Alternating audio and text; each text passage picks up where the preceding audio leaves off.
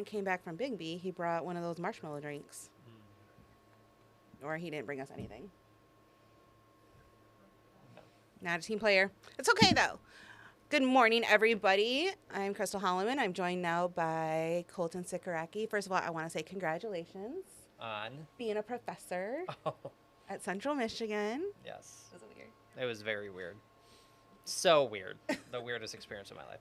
They're But going to learn so much from you, so it'll be good. it'll be very fun. And I know that it's a tense week in here for a lot of Central Michigan people with all of our Michigan State I'm people. not tense. I'm ready to go. Okay. Ready for the big CMU game, or as some people call it, the MSU game. Oh, yeah.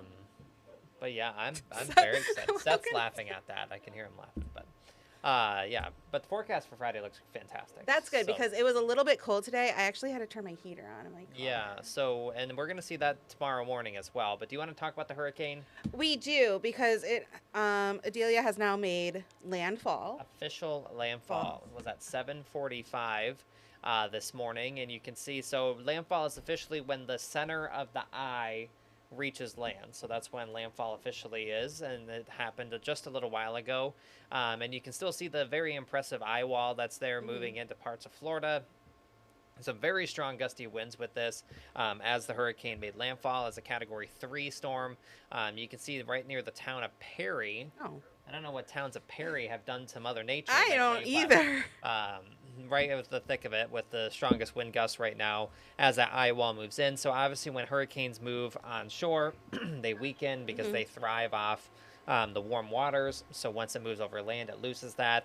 You also get some friction in there that also kind of messes things up as well. But we'll see this move up off to the north throughout the day today, and then eventually it'll weaken. The current wind gust in Perry is 85 miles per hour.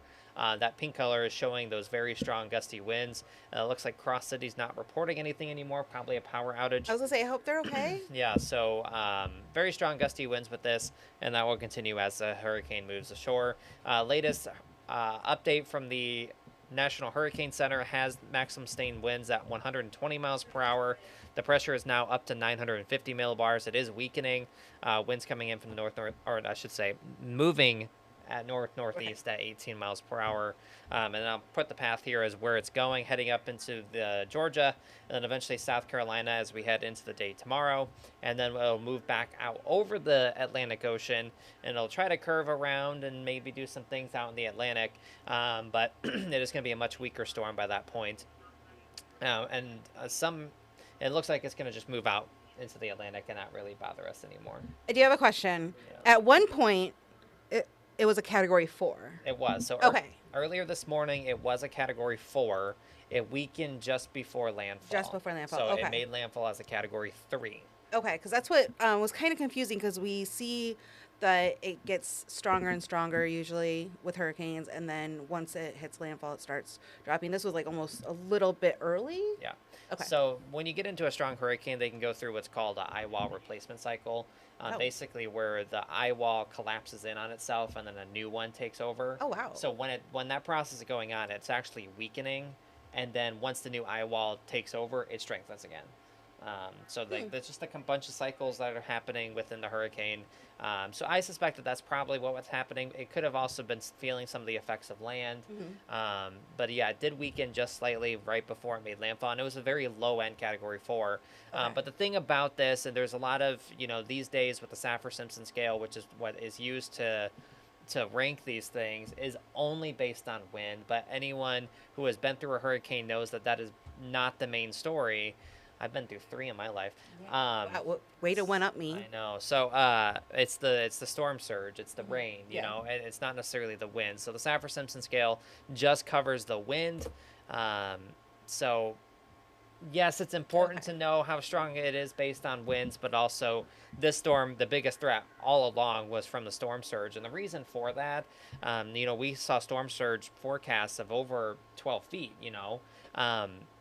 the reason for that is actually the shape of the coastline that actually plays a role in how how bad the storm surge is, because if you think about the water getting funneled in a region, Hmm. so you have the concavity of the coast there funneling in the water, so that's why that part of Florida is a little bit more susceptible to storm surge than maybe if it was on the other side of the state. I wasn't it about last year, less than a year ago actually, with Hurricane Ian, where all the water drained out of Tampa Bay. Yeah, and so Yeah. like you got the wind direction, so that's also very key, and that's what drives the storm surge Hmm. is the winds, and also the size of the hurricane is important as well. So if you think back to Katrina way back in '05, which the anniversary of that, by the way, just happened, Yeah. that was a Category 3 at landfall, but it was a Category 5 when it was out over the middle of the Gulf, and it was a huge hurricane. So you Size had wise, right? size wise, Okay. so you had all of this water getting pushed with this storm. So that even though it was weakening as it moved into Louisiana, it still had all that water with it. So that's why it was so bad. Even though a lot of people don't realize that the Katrina was actually only, I say only, but it was only a Category 3 at landfall. Which is essentially what we have here. Yeah, Yeah. so again, that's why the Saffir-Simpson scale, there is some criticism of it, of possibly updating it at some point to include these other factors, but it is just merely the wind. It is important. Obviously, the wind can cause a lot of damage, but We've seen that the here. deadliest part of a hurricane always is the flooding, is Hmm. always the storm surge, by far, not even close. So that's kind of just something to keep in mind when it comes to hurricanes. I think I do have, yeah, I have the predicted rainfall stretching all the way up into Georgia, South Carolina, and North Carolina, showing quite a bit of heavy rainfall where this storm is going to be tracking as it makes its way to the north and to the east. But I would suspect over the next few days it gets out of here, and obviously it's not going to be quite as strong as it moves up into other states. So the hurricane did make landfall right as forecast. We were saying around 8 o'clock, Hmm. 7:45 is when it made landfall. So a pretty good forecast for that. Yeah. Now locally, weather's much more quiet than what they're seeing in Florida. I will say Obviously, the grass looks a lot greener at Michigan State. it certainly Must does. be because of all the Spartans there. Must be. It's gonna be a lot of maroon there, and not the Taylor Swift song. Oh my goodness. I know, I'm annoying. Um, but outside right now, we just have some clouds. But those clouds are going to break up. We're going to see some sunshine today. Overall, I do think it's going to be a nice day. Okay. Temperatures have been cool, and today's going to be a cooler day. Highs likely in the upper 60s to around 70 degrees, but we will see those clouds fade away this afternoon. We have a wind coming in from the north at 5 to 10 miles per hour, but overall, I think our Wednesday is going to be pretty nice. And I'll show you that here with the hour-by-hour forecast. While we do have the clouds outside, I'm not expecting any rain. Okay. And then later today, we will see the sunshine take over, and then we see clear skies take over tonight. Watch what this model does. This suggests maybe some upper 30s out there tomorrow morning. I What? do not buy that. I think we're going to be in the 40s. It's going way too low. It is going to be a chillier start to the day, probably the coldest morning that we've had in quite some time tomorrow morning. So that's something to keep in mind. No frost or anything like that. I don't want you to think that. But by the way, did you know there were frost advisories over the weekend in the UP? I believe that. So we're getting to that time of year. I don't want to assume anything here, but we're gonna see sunny skies tomorrow again. We're gonna Okay. see sunny skies on Friday. We're gonna see sunny skies over the weekend. We have no rain in the forecast whatsoever. So the big story though will be this. Okay. Yes. So we're going to stay in the 70s the next couple of days, but then by the holiday weekend, Labor Day weekend, we are going to be heating up in a very big way with temperatures getting back up into the 90s, 93 and 94 for Monday and Tuesday of next week. That would make those 2 days the hottest days of 2023 so far. So Lansing has only gotten to 92. That's happened. Wow. It's happened 3 times. But that's our peak for the year. So if this forecast holds true, we will see our hottest day during the first week of September of the entire year. Wow. So that's pretty incredible. So, I mean, I don't mind the gradual climb that we see here, but that's I don't know. summer's gonna go out with a You bang. know, when it's September, it's like, all right, we're done. We're done with the summer, but we're not quite done yet. So we will see this heat build in here. No chance for rain over the next 10 days. Then we kind of see a gradual fall with our temperatures next week. But that's good news. Labor Day, a lot of people want to go out on a boat or go to a pool or something like Yep. that. Perfect weather for that. No rain, but hot temperatures are expected. So, if you could go back there, it's gonna be clear overnight tonight, right? Yeah. So we should be able to see the full moon, the blue moon. Oh yeah, for sure. Yeah, Okay. we'll have a perfectly clear sky. Perfectly clear. It is a blue moon, Once in a blue moon. but it's tonight. So blue moon is when there's 2 full moons in the same month, right? I'm fairly certain. I'm gonna ask Google as soon as we get off of here. I think that's why it's I called think that. so. Yeah, because it's on the last. No, it's not on the last day of the month. Google it now. I'll keep us talking. Hello. Do something. We'll go to this so that Crystal can. I'm pretty sure I'm right though. Maybe not. It's an extra full moon. Yeah, it's an extra full moon in the month. No, like extra full. Or I think.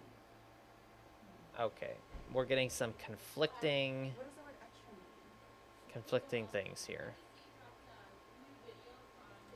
Why is a blue moon called a blue moon? Yes. What is it? Oh man. According to Encyclopedia Britannica, the term blue moon originated from the 16th century expression, the moon is blue, meaning it's something that was impossible. For 2 years following the eruption of the Krakatoa volcano in Indonesia, which just happened not too long ago, the anniversary of that, in 1883, people around the world reported seeing strangely colored sunsets and a moon that appeared to be blue. With this possible but uncommon occurrence, once in a blue moon came to mean rare rather than impossible. Then what's it called when there's 2 full moons in the same? Double moon. No, there's something Okay. called that. I thought that was what. Maybe that was. that's what it's rare, so it's also a blue moon. I don't know.